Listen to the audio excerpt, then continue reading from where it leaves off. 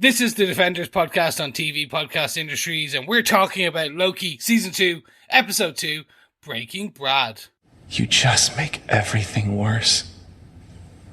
For Mobius, for B-15, for your mother. Because that's what you do. You lose. You're a loser. Loki. Stop trying to be a hero, man. You're a villain. And you're good at it. Do that.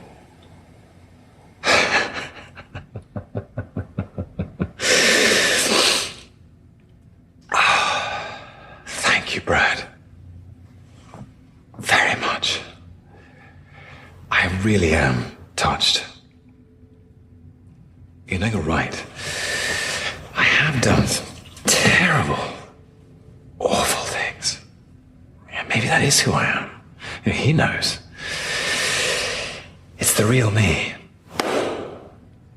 A loser. Always have been. Always will be. And perhaps I've been holding something back, Loki. Perhaps I've just been biding my time.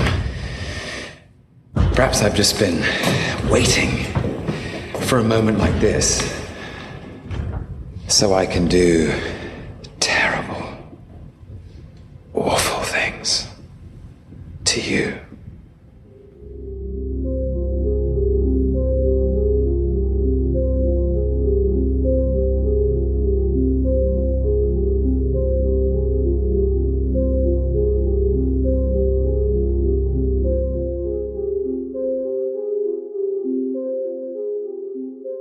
Welcome back, fellow Defenders. Yes, this is the Defenders podcast on TV Podcast Industries, and we're talking about the Lord and Mistress himself, Loki, coming back for Season 2, and more importantly, the second episode of Season 2, Breaking Brad. No, not Breaking Bad, because we're playing with puns here. Breaking Brad. Mm-hmm. Yes. I am one of your hosts, Chris. I'm one of the hosts, Derek. Yes, welcome back, fellow Defenders. I am your third and final host, John. This is actually a pretty good episode, lads. Like, I was a bit like, I didn't know where they were going with it midway through, but seeing Loki in his more mischievous self, yes, if you will, kind of does bring it back to, oh yeah, it's a bit of fun. Yeah. Bringing the fun back into fundamental TVA work. There were definitely good moments in this episode, particularly the second time I watched it. The first time I watched it kind of washed over me because it's a relatively straightforward episode when you break it down. And I think by the end of it, I was kind of going, yeah, I hope there's more in the third episode. But we will obviously get into the spoiler details of the episode as we go into it. I've kind of flip-flopped on this a bit. I think first time I watched it, I liked it. Second time, I liked it even more. I think this third time that I've watched it now, and you've gone all the way back to the beginning. Yeah, I kind of just, I wasn't kind of pumped for it, I guess. Yeah. Maybe it was more that. Yeah, let's dive directly into it, because there is a lot of good, there is some bad that we're discussing. I think going through and doing what we do best, which is three nerds sitting around a podcast screen discussing what we liked and disliked, and what we really want to deep dive in this episode is what we do best. So if you're joining us for Loki, don't forget to head on over to tvpodcastindustries.com, where you can subscribe and find all the links, all the places. You can rate us, review us, do all the things, but you can also email us your feedback, more importantly, to feedback@tvpodcastindustries.com, where we're able to discuss your thoughts in each and every episode. Or you can also head on over to facebook.com/groups/TV Podcast Industries, where we have a spoiler post for each and every episode, and you can leave just your thoughts there, and we'll discuss them at the end of the episode. With all that said and done, Derek, do you want to tell us who gave us what, where, when, and how, and when, with the episode details? Yes, Loki was created for TV by Michael Waldron. This episode was written by Eric Martin, who's written every episode of Loki this season. Very good. Yeah, obviously. So head writer, I guess, He's or lead writer. Pretty much lead writer for the show, absolutely. I did hear a sad story last week that when it came to the premiere, he was on Twitter saying, I was so excited about this day, and then he got COVID, so he was stuck indoors doing a premiere on his own. Poor dude. No. Poor Eric. This episode is directed by Dan DeLeeuw. Dan is well known for his visual effects work for the MCU. He was the visual effects supervisor for Loki Season 1, along with visual effects for lots of MCU movies, and he was also the second unit director for Eternals, Ant-Man and the Wasp: Quantumania, and Avengers Endgame. Has worked with them for many, many years. Excellent stuff. So we're not holding those last few bits up against them. Avengers Endgame, that's you're pretty not good. Holding. Yeah, but the other bits you're not. I've said it before, on the record. Eternals is a great movie. So it is. Quantumania, maybe not so much. But the visual effects in Quantumania, for the most part, fantastic. Yeah. Yes. There you go. All that said and done, it was a good one. So he gave us some interesting bits, and so did Eric the writer. John, do you want to tell us exactly what they gave us with your synopsis of this episode? Sure. Loki, Mobius and Hunter B-15 find and capture Hunter X5 in London, 1977, on the Sacred Timeline, where he lives as a film actor Brad Wolfe. Under interrogation, he admits to abandoning Doc's mission and reveals Sylvie's location. The group travel to Oklahoma and find her working in a McDonald's. Loki tries to remind her of their last encounter in the TVA's future, but she refuses to involve herself with the organization. Meanwhile, OB attempts to repair the Loom to safely accommodate the branching timelines, but discovers he cannot access it without help from the rogue Miss Minutes, who they discover has been working with Renslayer, or the deceased He Who Remains aura. After Wolf gets increasingly agitated sat with Mobius in the McDonald's, he proclaims the group is in mortal danger. Sylvie enchants him, forcing him to reveal Dox's plan to simultaneously destroy the branching timelines. After returning Wolf to custody, Loki, Mobius and Sylvie capture Dox, but she has largely succeeded in her plan, and some of her allies have also escaped. As TVA receptionist Casey tracks the rogue Ravonna Renslayer's tempad on one of the remaining branching timelines, Sylvie, refusing to be involved any further, returns to McDonald's with He Who Remains tempad in her possession.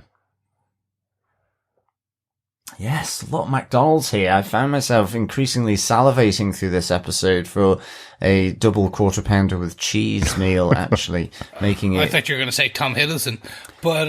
Well, between two buns, who knows? Yes, and a chocolate milkshake. And indeed, as soon as I saw the little apple pie, I was like, ooh. Oh my god, right? Yeah, burnt mouth. That was the one that got me. I was like, remember those with they did the extra cinnamon flavor ones at Christmas as well? They were gorgeous if lethally hot. Yeah.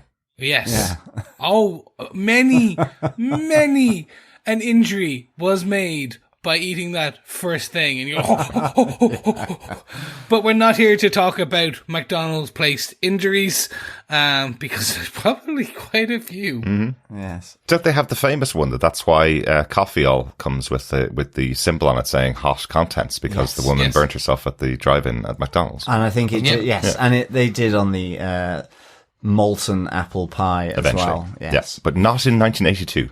So that's where Sylvie has chosen to live. It's before that time. It is during molten apple pie time at McDonald's. Still living on the edge in 1982. Ooh, flying by the seat of your pants. Yeah, exactly. But a quick note. I've seen many people say this. They went all out for that McDonald's and recreated it to the exact specifications of a 1982 US coast or US based McDonald's. Yes, it is. In the country. They went deep on it. Mm-hmm. Very few people will remember the exact, but well done to the set designers there. Went, do you know what? We have the Marvel cash. Disney can bankroll us. McDonald's are in. Let's go into the archives and recreate it bit by so. I suspect they had the McDonald's cash as well here. Yes. Talk about product placement. I think we are jumping into my big negative from the episode before we even get there. Okay. So we'll hold off on that for the moment. Shall we get into the top 5 variants then? Yes, let's start off with variant number 1. Back in London, back in the swinging 70s of 1977. It was called the swinging 70s. That's the swinging 60s, Chris. Yes, hey, look, the way that Brad is dressed, come on, with that flamboyantness, with the cravat or the kind of ruffles that only Loki is wearing in his suit. I think it could be seen as the swinging 70s.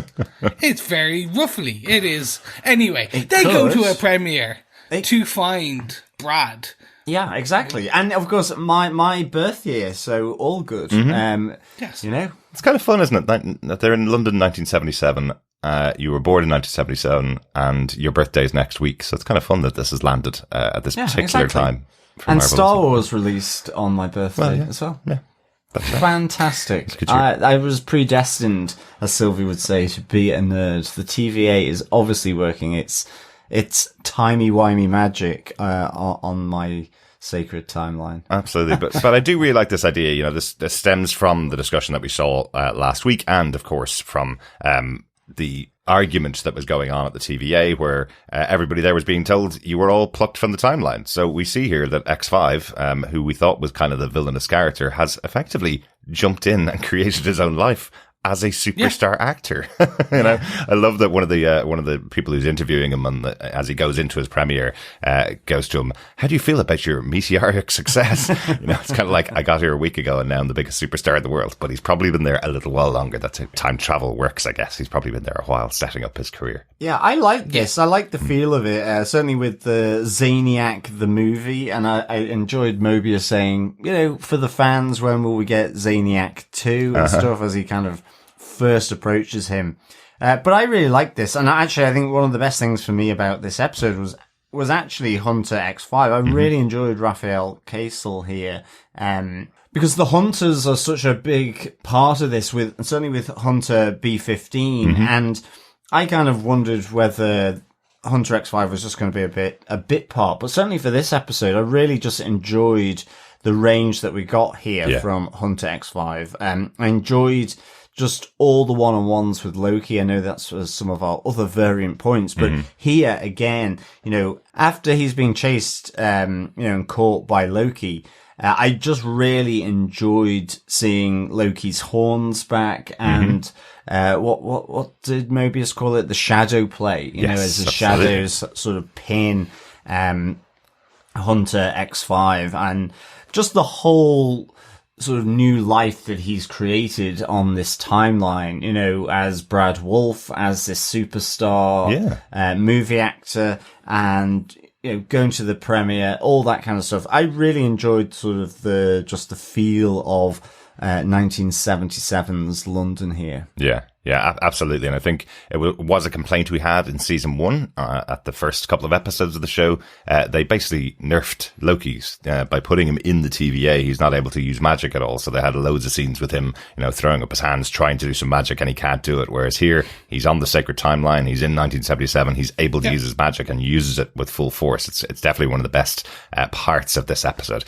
I really enjoyed him using his duplication ability, where you see him appearing in the middle of a crowd as X5 is running around through that crowd. I thought that was really good. And then them in triplicate and using the shadow Lokis to block them off. That was cool. Yeah, I like what Brad says, you know, quit with the magic, fight fair. And Loki just says, it's not a fair fight. And again, I think Tom Hiddleston, just his delivery here with Brad Wolfe was just really good. I really enjoyed their sort of back and forth throughout this episode, and this kind of set it up for me with these two. Yeah, I love Tom Hiddleston as Loki. While I really enjoyed season 1 upon my second viewing of it as a whole, kind of before this season 2 kicked off, I was like, oh, I see some of the issues that now upon light being shined on. I'm like, they did, like you said, they nerfed him. I feel that somewhat in this episode, we're starting to see what I would consider kind of core Loki, good, like the Loki that we all enjoyed, the reason we wanted him. Yeah. And like from, say, Thor Ragnarok, where he was kind of this larger life character, the reason he got a spin-off, the reason he is like the way it is. Yeah. And I enjoyed this bit with Zaniac and Brad Wolfe choosing as Hunter X5 to become this Z-list 1970s, 60s character. They're saying A-list, Chris. They're saying A-list.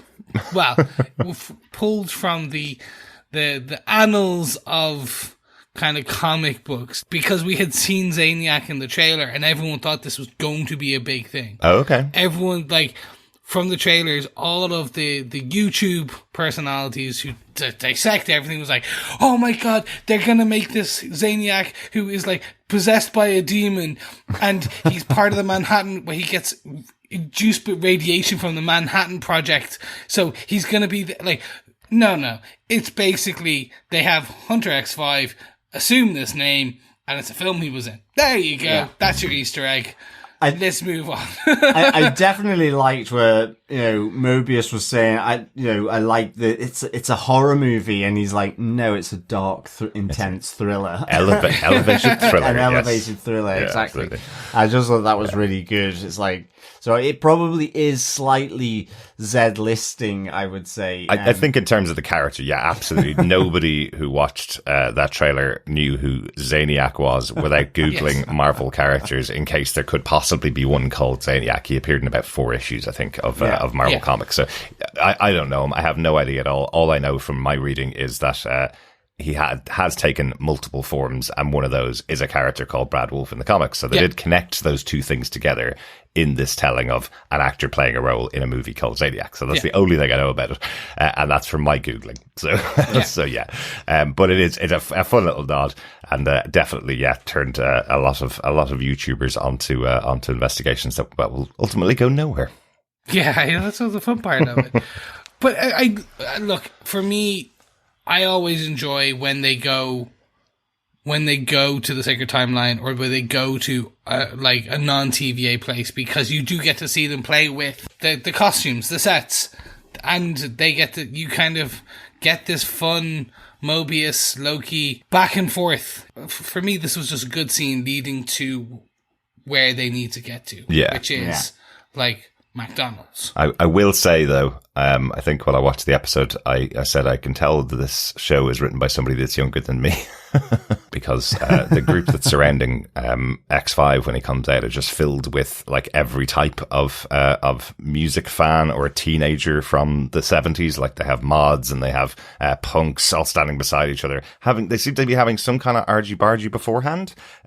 But you don't see that for long. It just seems they all turn on X5 and start giving out to him because he's wearing a suit, effectively. So I thought, is that because the writer has seen pictures of people from the 70s and thinks that they all hung around in gangs together or all went to the same bars? Like, it would be very rare you'd have these groups anywhere together. But it seems like those are all projections from Loki. So maybe it's just Loki that doesn't know. Yeah. that these groups wouldn't hang out together. Asgard. Yeah. That's how I took it, because you see Brad Wolfe swinging at one of them as he tries to defend himself with a pipe, and it just goes through him and it goes green. Yeah, so maybe Loki had seen some of the riots from the 70s and just had created that image around them. Maybe that's what it was. One other thing about this scene, a little Easter egg that's in there. There's a poster for a movie featuring a main character from the Eternals. We have a poster of a Kingo movie that you see right at the start. Yeah. So it's because I didn't notice it until the second or third time even that I watched it. It's just right at the start when Loki and Mobius are talking to each other as they arrive in 1977. The minute they start walking. So they have their whole conversation, they start walking, there's a poster on the left-hand wall there featuring Kingo. So I think they did that in Miss Marvel as well, and at least in one of the other shows where they had images of Kingo movies in the background.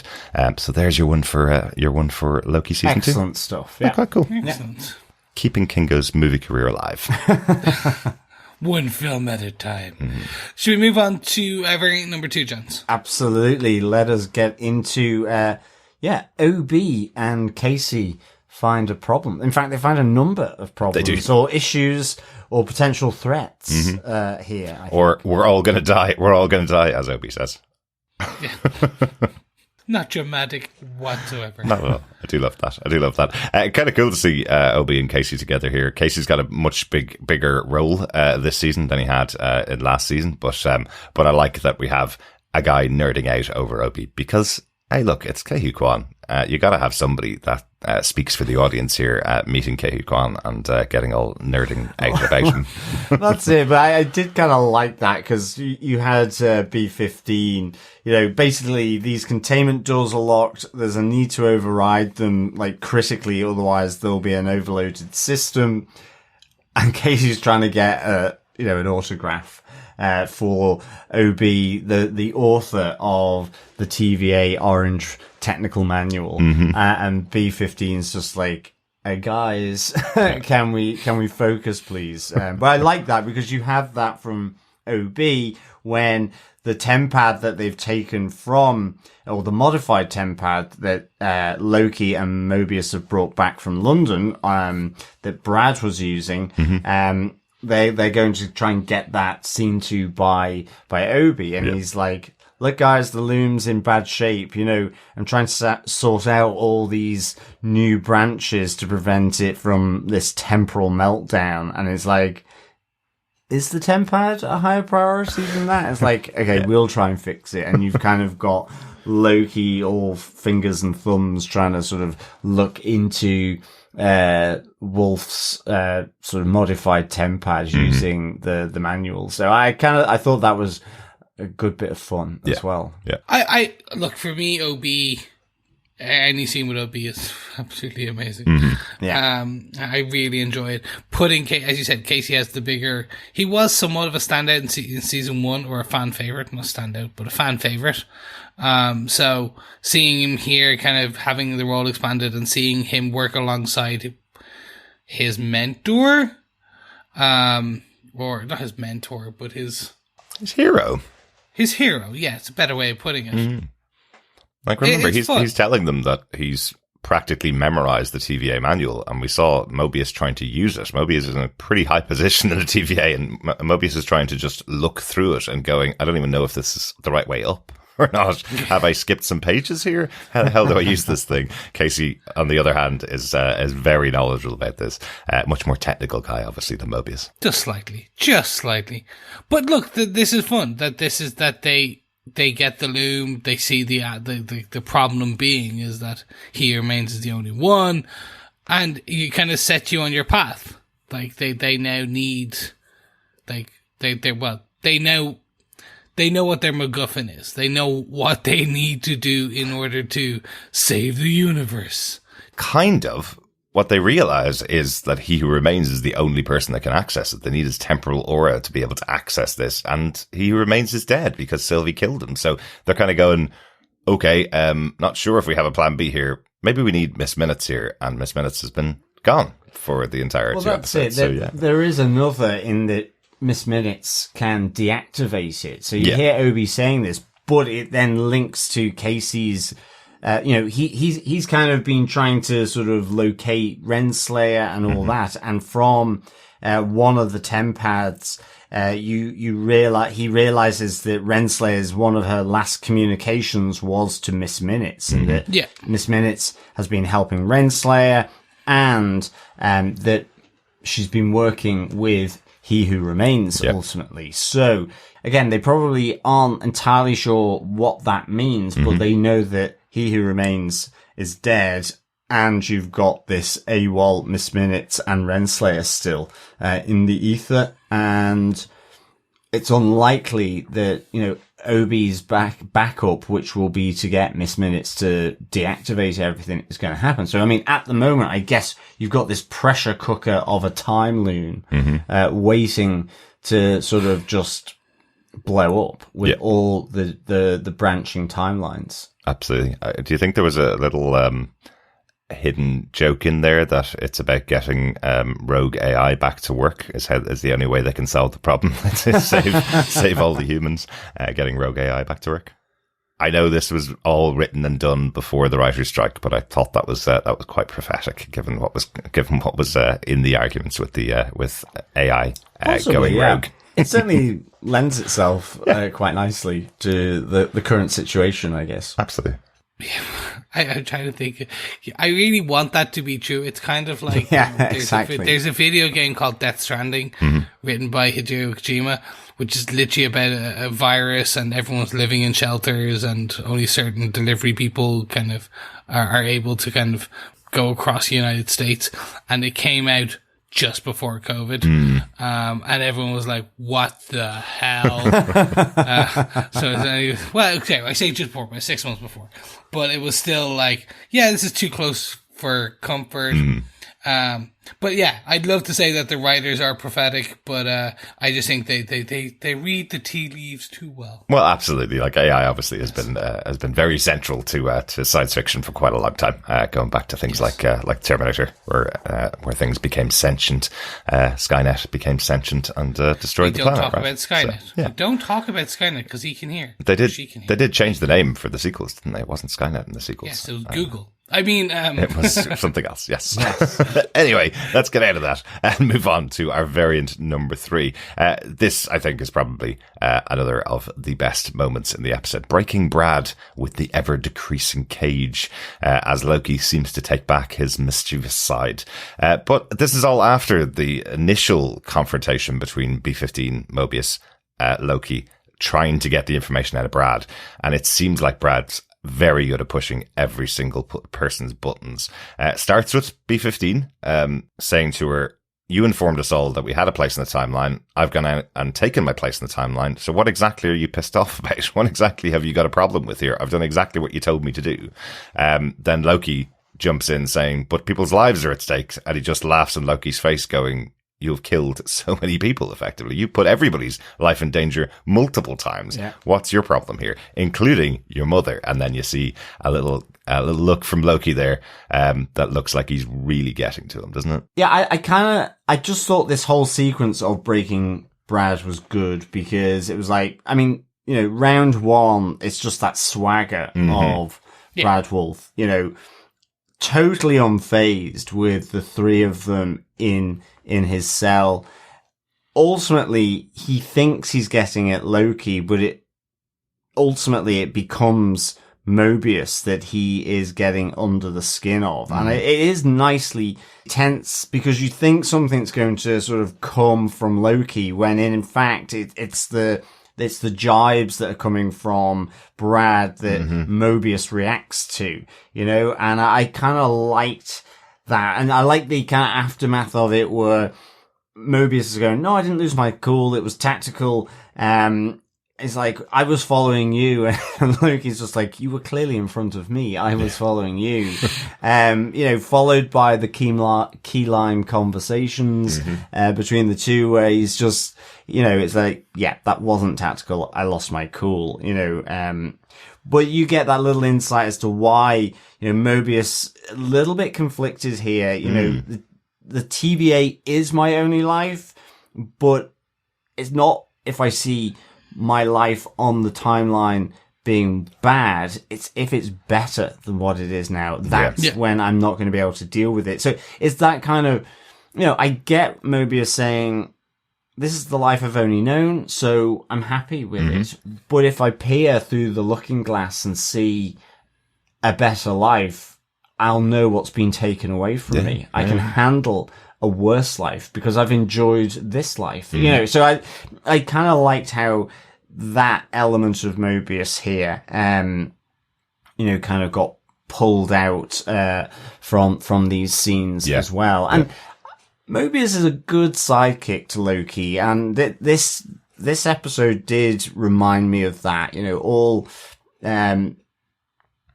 All this pitter patter sort of on the sidelines, whether it was in London or here in the interrogation room. I really enjoyed it. And then moving into round 2 with the ever decreasing cage. I liked it. Although I was there going, he's locked it from the inside of the cell.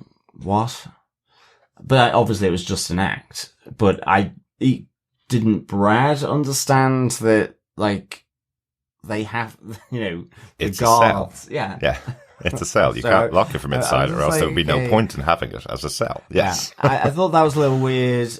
The key lime was very green as well. Maybe it is that green in real life, but it looked really, really green. And I want to try that color. That looks neon. It does, doesn't it? I was like, I will try you.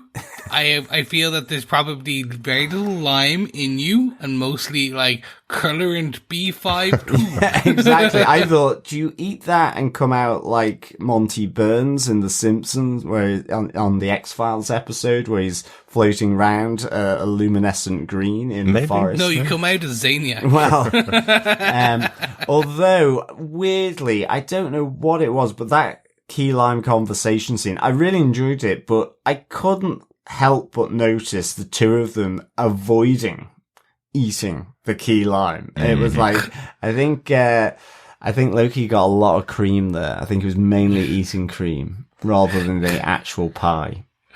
They do say acting with food is one of the most difficult things to do, because especially if you're doing a scene with a lot of dialogue, you probably have to film that over hours. So the chances of you being able to get the take right and eating the right amount of the key lime pie, you'd probably have to run through the scene in total 20 times and then try and match up the key lime pie. You either don't have it on screen or you don't eat it. I think that's why I was probably watching it, because I'm kind of fascinated food scenes in shows. I thought you just meant by key lime pie in general. Well, I kind of am after seeing how green it was. To me, I know. To me, that's an aesthetic choice. It's something like that's what you'd see in 1950s movies and TV shows. You'd see that kind of thing, or 1960s kind of TV shows and movies. And the style of the TVA, it is all about style. They've got a great designer working in the TVA stuff, so it feels exactly what you would get in that kind of Jetsons world of that automat delivering the food. That's the kind of stuff you'd see. And I wonder if you put that side by side with Agent Carter, which was based in that kind of era. I wonder, would you see some similarities between how that's all set out the automat? Because I know she worked in one, didn't she? Or she went to one of her friends worked in one. That's what it was. Yeah. But it is a really interesting scene. I wonder, I guess maybe X5 did know that Loki locked the door, but he still had to call for Mobius because Loki wasn't going to help him. Yeah. So maybe that's it. Maybe he was trying to go, look, I know you can open the door from the outside. Open the door. No, absolutely. But I love it with round two. Mobius is a great actor, you see. Yeah, but also with round two, I think just that Loki is kind of repeating back to Brad everything he said from round one to try and get under Loki's skin, and I kind of liked how that played out, because especially whereas I'm not trying to be a hero, because I've done a lot of very bad stuff, so I really enjoyed that aspect to it. Although it was kind of nice symmetry, I guess, of these two rounds of interrogation, Absolutely. Yeah. Round one and or the key lime pie scene was very much Owen Wilson. Like, Mobius was Owen Wilson. It was, oh, wow. Just, that's all. For whatever reason, I liked Mobius as a character. Yeah. It's just for here, it was Wedding Crashers. It was just really it was just Owen Wilson for me, and I was like the key lime pie scene where he's talking about like possibly everything being worse for him if he goes back and finds something good in his life is there rather than the TVA. That felt like Mobius. That didn't feel like Owen Wilson. I don't think he's ever had a serious role like this before. Before that scene, I know he's had some serious movies. Don't get me wrong. Yes. What was the one with the dog? There was one with the dog. But anyway, it just felt very Owen Wilson. It kind of almost got, for me, for whatever reason, just kind of, I don't know, I zeroed out on Mobius being Mobius, and it was just very Owen Wilson. Okay. That being said, this scene, the act two, as you call it, with the kind of interrogation, with actual Tom Hiddleston, Loki being, oh yeah, no, I'm a bad guy. That, I really enjoyed that because that really was like, oh yeah, are they going to do this? Yeah. Are they actually going to make Loki kind of Breaking Bad? Is he going to go a bit kind of off the reservation? Yeah. Because then you get this potential, what Loki was supposed to be when what is in comics, an anti-hero. Mm-hmm. He's not Punisher level, but like, he's a bad guy who will do a bad thing for the greater good. And with the magic as well earlier on, and this kind of mischievous sort of Machiavellian type style as well. It felt like, really good lean into Loki, up from the comics, as you say, but even from the earlier movies. So I really enjoyed these, for sure. I have to say, it's also really well acted because obviously there's no box there. It doesn't exist. So just seeing the two of them react to the chair being crushed in the middle of the room, I thought was a great opener, great starter for 10 from Loki to go, that could be you inside this, basically. Oops, I've made a mistake. And then seeing Loki start to shrink that box around Brad when he's inside it, I thought was really good. It was really good. Yeah, really tense. And that's the thing. I think Raphael Castle here, who plays Brad Wolfe, Hunter X5, I just think his bounce between himself and Tom Hiddleston, I just thought they were really good. I think it really worked. There was some sort of chemistry that works so well in these scenes between these two, and I really it was the big thing I took from this episode was that, and I think with Mobius there as well. But certainly those two, I really enjoyed them sort of bouncing off one another in these scenes. As we've said a few times. Do you think they took like mime mastery courses? You're in a glass box, and the box is getting smaller. Well, it was really well done, that, and I mean, that must be pretty difficult as well. Yeah, absolutely. But yeah, really good. And this is what leads them to getting the information for the most part that they need. He tells them that Sylvie has decided to take up residence on a completely different branched timeline. He was sent there to go and collect her. He did see her there and left her behind, and then went off and took his place in 1977. So are we to read from that Sylvie's the one that convinced him to just go off and pick up his own life, since she has got her own life? Is there something that's not on screen here? Is there something that's happened between the two of them that she said it, or did he just see her life and go, oh, I could do that as well? I kind of took it more like that, to be honest. Yeah, I took the secondary, the latter. Because again, like, Sylvie she up and left 6, which is perfect. It moves us on to variant number 4, because Sylvie is living her best life, La Vida Loca, in 1980s McDonald's. Yeah. It's great. Who wouldn't? Well, me. 100% me, Chris. This is really bad. And it was worse every time I watched the episode. I noticed even more things. It's like as if McDonald's came in and read over the script. You remember those whole stories in the past about the US Army coming in and helping out when firearms needed to be used? So people started to say that they were ways of recruiting people to join the army, right? So when you had an action movie, it was the US Army that was actually writing those scenes so that they could recruit people into the army. That's what this felt like. This felt like McDonald's wrote the script so they could recruit people, not only to go out and eat current McDonald's food, but to think of a simpler time when they weren't bound by all the restrictions that have been put on them since the 90s. Go back to 1982 when we used to burn your mouth on an apple pie, but you say it's the greatest apple pie you've ever tasted. It was really bad. Not only have we got the God of Mischief, remember, Sylvie is a variant of Loki, right? She's not just her own character. She is a goddess of mischief. Yet she's a model employee for McDonald's in 1982, already filling up the straws before you even have to ask her, to the 20-year-old manager who's 20 years her junior. They are trying to recreate a perfect McDonald's situation and say how wonderful it would be to live here. And I want to stress that again. Sylvie seems to live in McDonald's. She's got a pickup truck parked outside, and when she returns there, she sits on the front of the pickup truck at McDonald's waiting for her next shift to start the next day.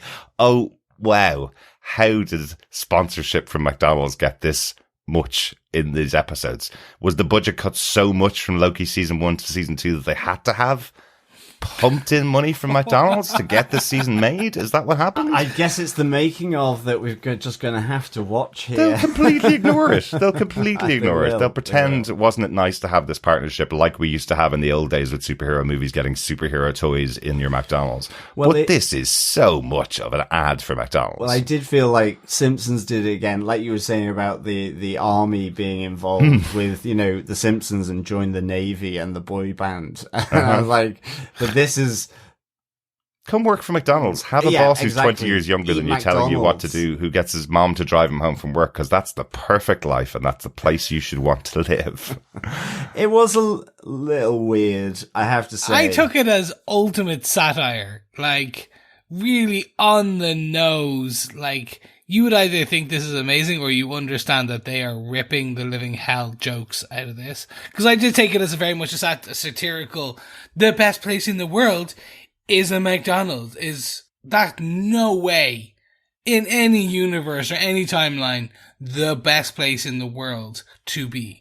I took it as like literally very tongue in cheek, but I understand. I don't know how you would distinguish the two of those things against each other, Chris, because you walk into your local McDonald's right now and it is sponsored by Loki. They have set up an interior of McDonald's in some places in the US to look like it did in the 80s to tie in with Loki, with the TV show. You can walk in and get special meals that look like the meals from Loki. That's been going on for more than a month now before the show launched. So they've had sign off on everything that's gone into the show, it seems like.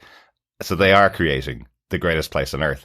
And if you have a 6-year-old watching the Loki TV show, it's an MCU show made for all audiences, they're going to go, I want to go and get one of those apple pies and burn my mouth. In the local McDonald's. I will do that with my son. I will do that, and it's going to be a teachable moment. It's kind of like it's like that point where you like back in the yesteryear, you would take your son out hunting and let them go into the wild, and they would come back with a hare. A long time ago. Yes, exactly.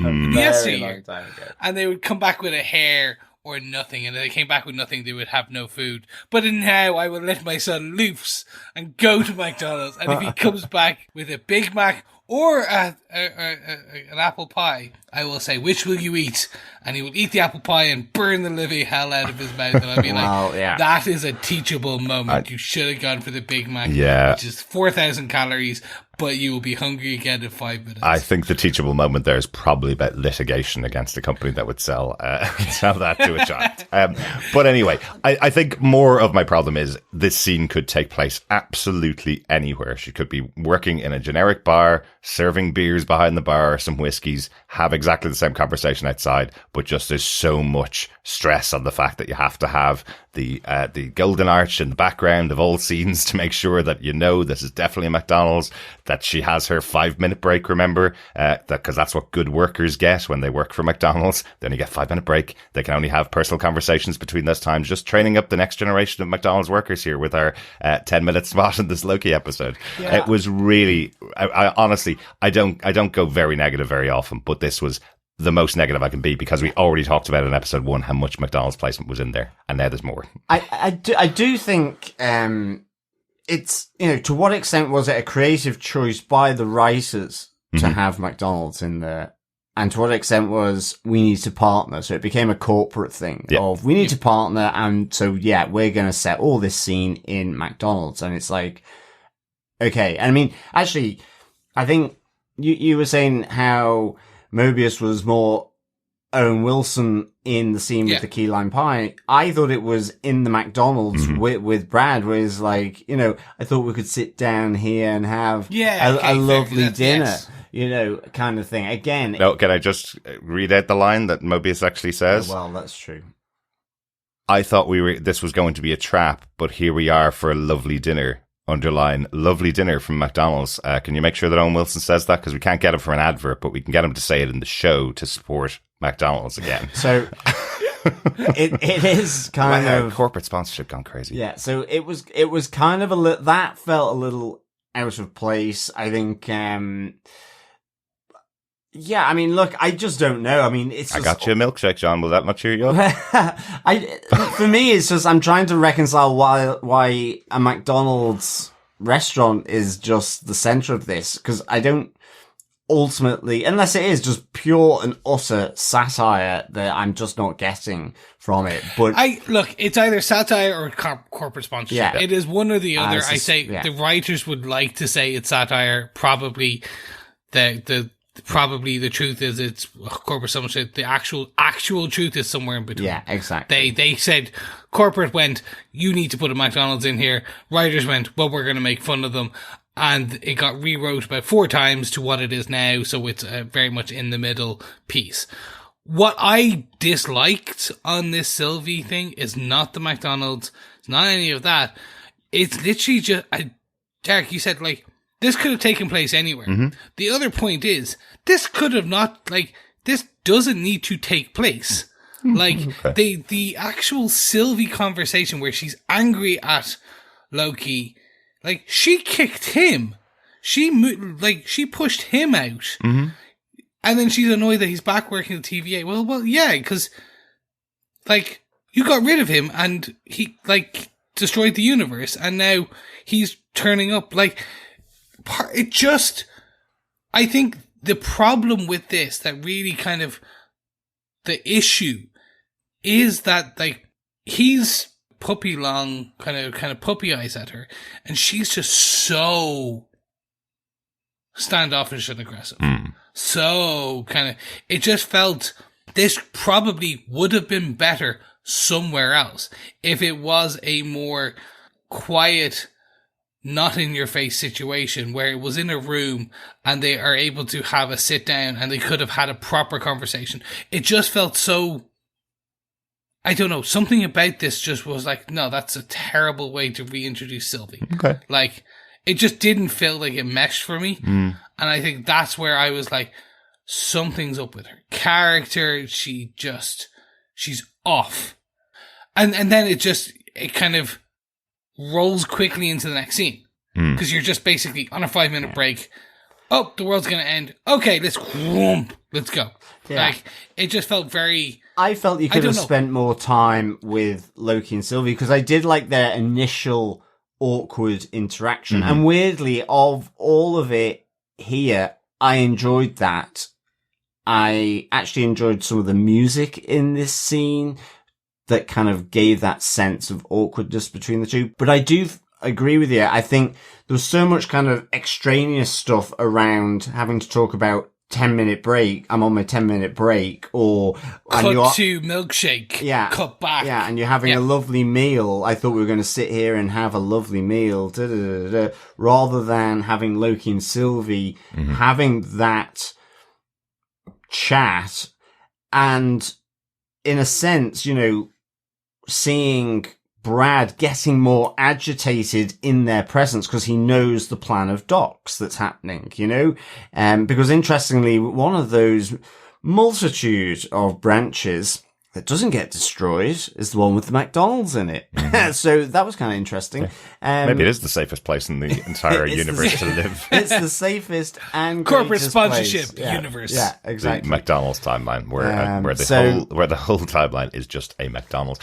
But no, let's kind of roll it back. Let's roll it back up a little bit just to make sure we're really clear on what the story is here from Sylvie. Sylvie pushed Loki out of. He remains the place at the end of time. She kicked him out and made her choice, and her choice was give everybody choice again, because He Who Remains had sewn up the timeline so that everything had to happen the way he predicted it happening. She created choice for everybody, and then her choice was to go and live in a branch timeline. That was her choice. Yeah. She made that choice, and then suddenly, out of nowhere, Loki walks in and goes, I found another problem in the TVA. You need to come back with me and sort it out. And she's going, absolutely not. I'm not getting involved. I hung up my horns. And he's going, but I saw the future and I saw that you were there. So therefore you have to be involved in this. And she's going, absolutely not. I made my choice. You make your choice. F off. And that sounds like a predestined future, exactly, which is what she was going Which is what she got rid of. Yeah, exactly. Yeah. So I understand the argument. I understand why she doesn't want to get back involved again, because that was her choice, was to get out of it and not be involved anymore. She had been on this path since she got kidnapped as a child, effectively, for being a female Loki by the TVA, right? That was her whole story throughout season 1. So she has chosen to step off that path, go onto a branch timeline, and live out her life simply. And then Loki walks back into her life and goes, hang on a second, I need to drag you back in again. Yeah. So I think the scene makes sense. And I think her anger and aggression with him makes sense. But just didn't need to happen in McDonald's car park. And towards the TVA as well. 100%. Yeah, they're the ones that stole her from her life when she was a kid. Okay. You saying that to me, you reminding me of those parts, makes me go, okay, now I understand. So then, in truth, what that scene is actually missing is that narrative Basil exposition reminder. Honestly, because it's just her saying, they kidnapped the TVA, you're working with them, they kidnapped me as a kid, and I've been on the run from them forever because of them. So her just saying that would have brought it back. Yeah, but they were having to write McDonald's corporate speech into it of, I can only have my 10-minute lunch break now before I have to get back and fill up the straw holders and the napkin holders and then clear everything up. You know, that was the waffle. That was the waffle in these scenes. Yeah. And I think so I think, look, is there problems with the scene? Yes.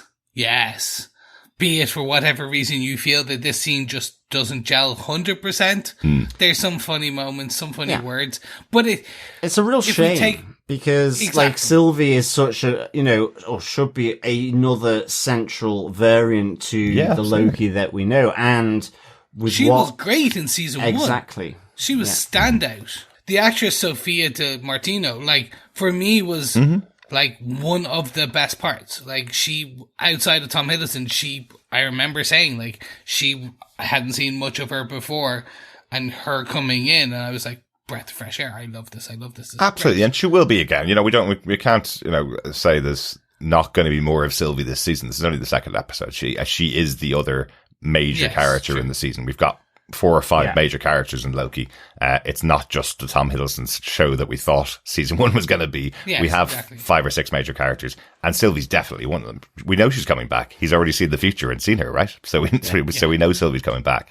But this way of introducing her, I think that scene worked well. I get it. Maybe just the previously on the beginning might have had her a little bit of her speech from Loki season 1 where she explained what happened to her. That might have helped as well.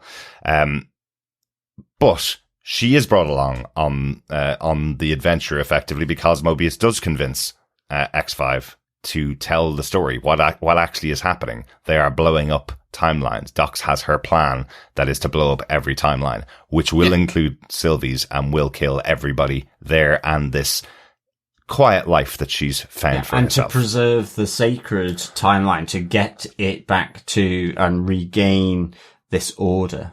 Which I think brings us on to our variant number 5, Dox's plan. I enjoyed this part. Yeah, Dox's plan is effectively to go with the plan of He Who Remains. Create a brand new sacred timeline from this point onwards and destroy all of the branches that have been created when Sylvie killed them. We have this really interesting one where everybody sat down together and went, okay, we can't do that. He remains. This is who he is. He's evil. And Dox just went, no, don't care. I've lived my life in the TVA. I have pruned branches off the timeline to create a sacred timeline for as long as I can remember, which could be thousands of years, remember, and just goes, I'm just going to go along with that plan. And I'm going to take everybody else with me and destroy branch after branch after branch, killing billions of people. I don't know whether this comes across that well in the show. I know that all of our major cast are together watching the screen where all the timelines and the branches are getting erased, and they're reacting going, that's billions of lives. Wunmi Masaku as Hunter B-15 is going, that's billions of people there. That's everybody being lost. I don't know whether that comes across as such a big thing when you're seeing a dot matrix TV with lines being erased from there. She's selling it quite well, but I don't know whether the stakes are coming across as big as they are. I mean, I think it's because you get the flashbacks to them leaving and going on this operation, but you're kind of wondering, how are the other members in the war room and, and Hunter B-15 and even the guy who is kind of arresting people at the end, how are they not reacting to it? How has she been able to mobilize all this stuff to do it? It almost feels like yes, it's been done in secret. I get it, but it doesn't seem to have been kept hugely secret, and then it's just happening. I know what you mean. It's like as if you'd need something about how are they hiding it from everybody else, because it seemed like quite out in the open that they had all these doors and people traveling in and out of them and dropping off the wiping bombs. And it's even just with Brad, the one little thing I would have liked some explanation, and maybe we'll get in the next episode, but, why hasn't he gone along with this, ultimately? Yeah. Because he did seem like a Doc's loyalist in that war room in episode 1. Although, previously on, the line they took from Brad from that scene was, "This changes everything," and the line they took from Doc's was, "This changes nothing." So while that wasn't exactly what happened in the scene, they're taking that line from him is his whole reason for going and his whole motivation to go to 1977. Yeah. It's just that war room, you kind of get the sense that he is a Doc's loyalist. Yeah, absolutely. So, yeah. Like, and then he changed his mind. Yeah. So, he was, and then changed his mind. Yeah. I'm in agreement with you guys. There's a lot on these first 2 episodes, because I know I wasn't here for the first episode with you guys, but even it feels like there was some editing done post final edit, some choices made, if that makes sense. I feel that there's probably has been some scenes filmed, which is this kind of more exposition, maybe, and for whatever reason they just kind of were dropped. For whatever, because there's a lot of doors opening and closing, and there does feel like there should be, like you say, that dot matrix TV and the death of billions and billions of people. It's almost like I'm going to use another Disney property. There was a great disturbance in the force felt, and like 1 billion people cried out at once, kind of thing. There should have been more gravitas. Now, we get it with Hunter B-15. She does well up. Yeah. But people around her are kind of not. And the one thing before we get to the actual scenes with Loki and Sylvie and the rest is we've seen the outside of the TVA. The city upon city, where we've seen cars flying about and things like that.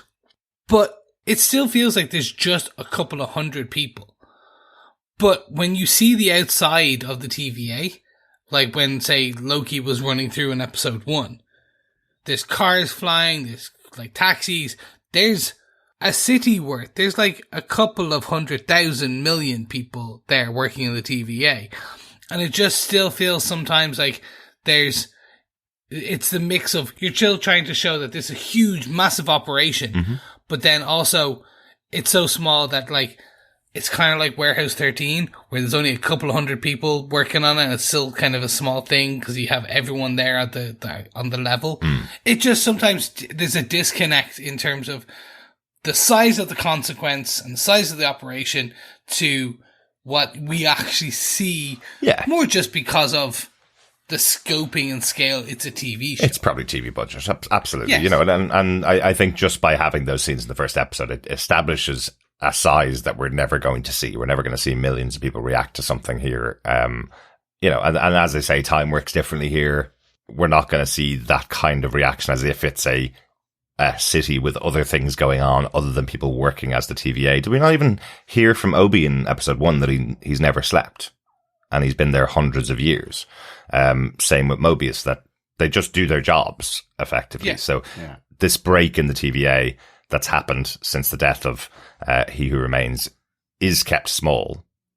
But again, I don't really know why the operation by Docs is so secret. I feel like there should have been some kind of way of describing how Docs was hiding the operation where everybody's jumping in and out of timelines from everybody else. Something. Yeah, because it's like you say about the disturbance in the Force, Chris, because, in this episode, we've had Obi, freaking out about the override of the system because of all these new branches, and you have effectively those branches being cut. So does that mean that the temporal loom now is kind of being saved. You know, so I think the other side of it is, you know, we might get that in the next episode, and I hope so, because it feels to me like they're introducing certain things which I don't fully recall from the first season around, like with this temporal loom. To me, it was all about branches and so on and so forth. And now we've got this loom, got a containment field, and it can override, and it's where time is created. So, you know, what are the actions that Docs is doing here? How's that going to affect the problem that Obi has got? And maybe it will sort it all out and so on, but I hope in the next episode, you know, we see the consequences of this pruning on a massive scale, and how this is affecting Obi, because we don't get that here. And be like, oh, I thought you were terrorists taking out all the branches and going against the plan that we'd all come up with. Oh, actually, you've sorted out the problem of the loom exploding and killing everybody at the start of the next episode. It absolutely could be that. It feels like there's a coup happening, but they haven't called it that. Do you know? Yeah. And it kind of feels like it's between Docs and the other people in the war room. You know? Yes. So, but it's just not really been called out as sort of maybe just more simply, I think. Yeah. And I suppose if Docs is the one that's continuing on with the He Who Remains version of the TVA, the people who are in the coup are Loki and Mobius. Yeah. And B-15, etc. Yeah. Ultimately. Yeah. Again, hopefully that comes out in the next episode, but there is a cool action sequence here, though. Yes. So for me, this was mwah. Like, again, you do forget how cool Loki is in a battle, like with the knives and the magic, and then seeing Sylvie with her massive sword and her magic. Yeah. And just the goddess and god of mischief and the tricksters doing what they do best. And again, seeing Loki in his suit and tie and just kind of, it was just, as quick as it was really good to see. Yeah, it was just cool. A really nice. They had a couple of slow-mo shots, which I'm always a fan of ever since The Matrix.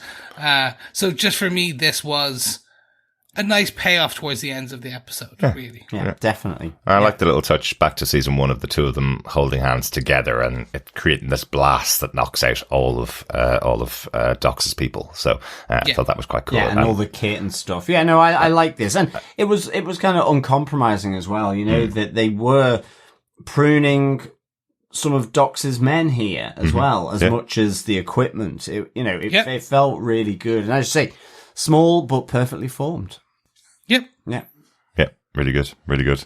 I like the little joke back to season 1 as well, where that was a big problem. What happens if the two of them touch each other? And this time, Sylvie just looks at Loki and goes, don't overthink it, and just grabs his hand. And then that's where the explosion comes. So I thought that was quite a funny little gag, considering how central that thought was in season 1. What happens if they meet each other? Yeah. Good stuff.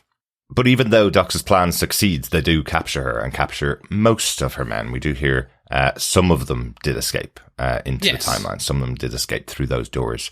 I thought it was quite interesting that they were pruning on this massive scale, this pruning bomb that they were using across the branching timelines. That was effectively, when it's let off inside a branch, it deletes the branch. What we've seen in season 1 was you take the person out of the branch timeline that's caused it, you prune them, and then the branch goes back into the sacred timeline. But there seems to be this new weapon that they're using, which is this bomb that's just dropped and cuts the timeline. So that was quite interesting. I suppose it's like an assassination to change the course of a country versus just taking out the country. Yeah. And this takes out an entire timeline and everything in that newly created galaxy, effectively, that's there. So that's quite interesting. Yeah. Yeah. And again, like you said, it's just showing the scale of I suppose, look, when you go from what it was in season 1, which was kind of everything needs to be ramped up, the danger, the action, the intrigue, the drama, and the weapons of mass destruction. Yeah. I think that's kind of it for the final point. Just the only other thing we didn't mention is just about Renslayer, that they have found a hit on Renslayer's tempad. So they have found her on the timeline, which was what Casey was tasked with. I do like that scene. It was a bit of a good comedy scene with him and Hunter B-15, where she walks in and goes, "Have you found Renslayer yet?" And he goes, "Shh, I haven't found her at all yet. She goes, why are you whispering? It's like, it's a secret. He goes, why would it be a secret? She tried to kill everybody, including me, put me into prison. This is not a secret. She's on the run from the TVA. Oh, yeah, I suppose so. Thought that was a good gag. I like Casey. I like Casey a lot. But they have found her, so that's well, I guess where they're going next episode is to go and find Renslayer. And Sylvie has gone back to the sacred McDonald's timeline. To sit on the hood of her truck and wait for her shift to begin the next day. Yes, and she becomes she who burns the mouth of young'uns. Yes. Yeah. Instead of who remains. I think that's it, gents. Mm-hmm. So, with all that said and done, shall we discuss our final thoughts of this episode? So, question is, Derek, do you defend Loki Season 2, Episode 2, Breaking Brad?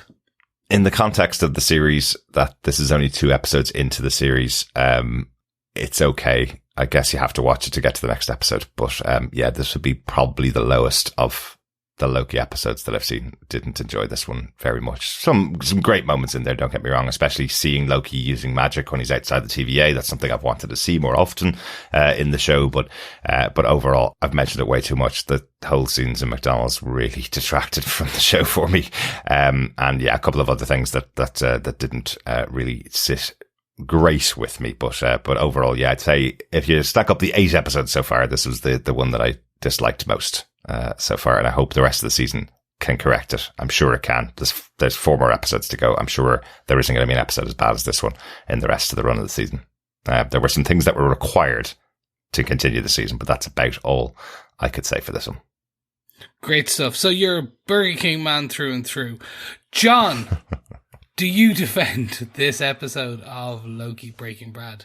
I do defend this episode of Loki. I'd give it 3 key limes out of 5.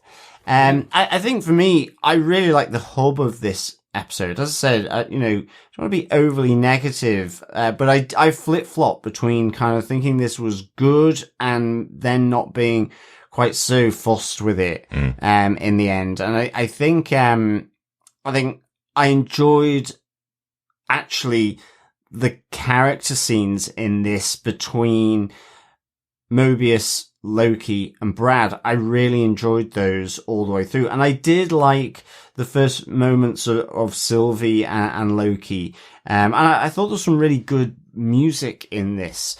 I think for me, it just felt like some of the extraneous stuff needed to be brought out a bit more to the fore, whether it was Dox's plan, whether it was just the situation in the TVA, these 2 factions, and less of the McDonald's. I mean, it's not that I'm against product placement, but this seems to be like slap bang in the middle, McLoki product placement. And I think certainly there's things in those scenes where I would have wanted a bit more of Loki and Sylvie having those conversations.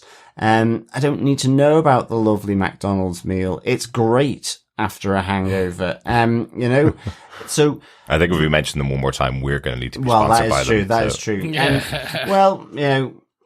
And, all publicity is good publicity, whatever it might be. So, so I did enjoy this. I felt as well, I love the Obi and Casey stuff, but again, I think there just needs to be a little bit more here. But again, it might come in the next episode, and I might be proved wrong in that. And I hope so, because I did enjoy this episode. It just didn't grab me, if you know what I mean. I'd give it 3 key limes out of 5. Christopher, do you defend episode 2 of Loki Breaking Brad? I do. I'm very much like you. I'm like kind of halfway point. It wasn't the greatest episode.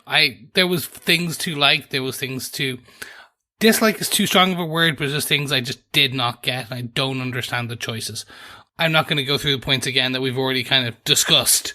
So I think very much for me, it's kind of like, I'm interested to see as we go into episode 3, where they go with this. Will this show get better each and every episode? Or is kind of, have we lost the highs of season 1? I don't think we're there yet. I think we're going to be, I think this is a speed bump. We'll call it that. Or a pothole, depending on. We're either going up or we're going down. Either way, it was not the smooth sailing that I think everyone expects with a Tom Hiddleston venture. It was certainly a pothole after episode 1. Really enjoyed episode 1. Was ready for a good adventure. And I think, hopefully it'll sort itself out in the next episode. It will. And we'll be back on to our journey into mystery. Excellent. There we are. Gentlemen, I think it's about time we go and listen to what some of our fellow defenders have to say about this episode with their feedback. We'll kick it off with an email from the one and only, yes, Victor Timely Von Doom. Ooh, I like it. Excellent. Timely. It's a good moniker. Absolutely. Victor, this to say, greetings, fellow variants. I love the OB and Casey Geekhead scene. Tom and Owen's scenes together are golden. Loved Loki reminding us who he really is. X5 never stood a chance against him, and talking about his mother was a big no-no. Was that overgrown Hoover Loki used on X5? Hilarious. Love OB's mantra. RTFM. Read the effing manual. The Loki Sylvie reunion was somewhat anticlimactic. Yes to Janis Joplin. Looking forward to the podcast feedback and episode 3. Excelsior. Victor Timely Von Doom. Fantastic, Victor. Yes, the closing music in the episode was Cosmic Blues by Janis Joplin. Excellent stuff. Yeah. Great tune. I thought you were going for like Sylvie's haircut. No. Okay. Firmly based in the 80s mullet style. Yeah. Right. Yeah. So it should be firmly put back there. And anyone who wears a mullet right now should be pruned from the timeline. Excellent. Good to know. Although I feel like if she turned around, the mullet would actually just be a big M in the back of her head. Da, da, da, da, da. We're not talking about this anymore. Thanks, Victor. It was great to hear from you. Yeah, good stuff, Victor. I totally agree. I think Loki and Sylvie could have had a bit more of a reunion in somewhere in 1982, I guess. And Tom and Owen scenes, and for me, along with X5, really, really good together. I think they really do marry up nicely. And I really enjoyed that about this episode. So great stuff. Thanks, Victor. Absolutely. Thanks, Victor. We also got an email in from Coffee and Vodka who says, greetings, fellow massacred on mass defenders. Wow, this had me smiling from ear to ear until actually panicking for the timelines. In short, this episode played me like a fiddle. So well plotted with dialogue that charmed and such mesmerizing chemistry. X5 Brad meshed and clashed with Mobius and Loki like a pro, immediately distinguishing himself as a major player, much like Obi. And that initial chase, again, wow. Just when you thought we'd never again see our old Loki with all his magic and menace, as he himself said, spot on. Speaking of menace, General Dox turning it up to an instantaneous 11 with her massive Nazi-esque lightning strike, obliterating timelines and countless lives. Sylvie's not quite return felt natural. She'd finally found her peace and was pissed to have it threatened. All of it gave off such Phase 1 feelings and thrills. Even the episode title was epic. They had some serious fun with this one. Standing ovation from me. Hope you enjoyed it as much as I did. 5 unfair fights. Wow. Decimated dimensions. Wow. And OB autographs out of 5. Peace and take care. Coffee and vodka. Good stuff, Coffee and Vodka.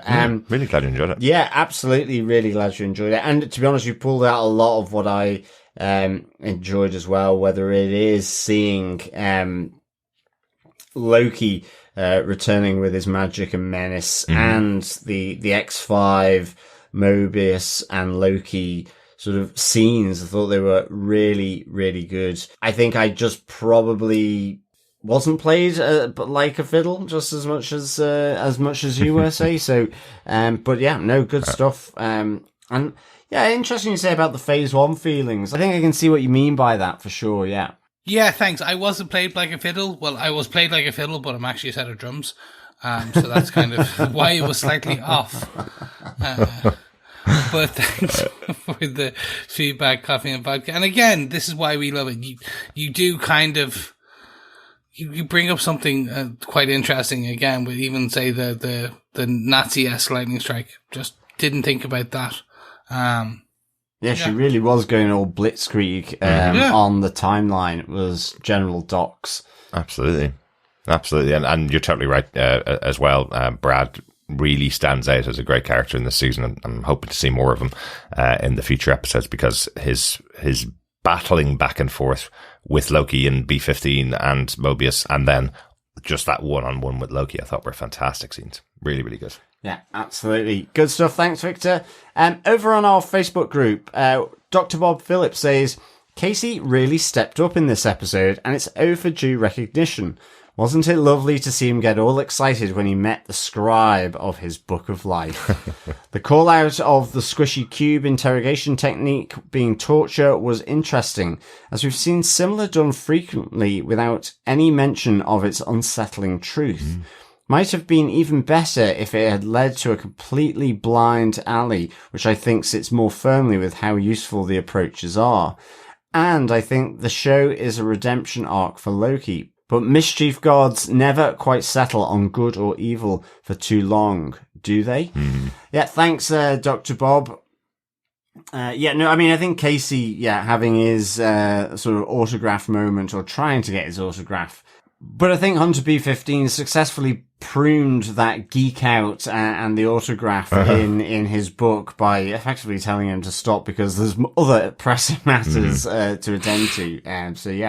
I think you raised an interesting thing. Maybe the interrogation shouldn't have been as successful as it was. Torture doesn't usually provide a real answer. I guess he was just going to be kind of, a birthday surprise out of the box. Hi, happy birthday. Here's your answer. Good stuff.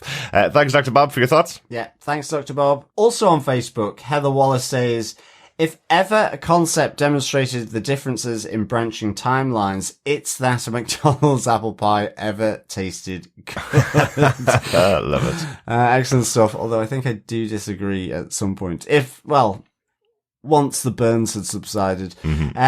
Not in this reality, that's for sure, continues Heather. Is Sylvie sporting a mullet?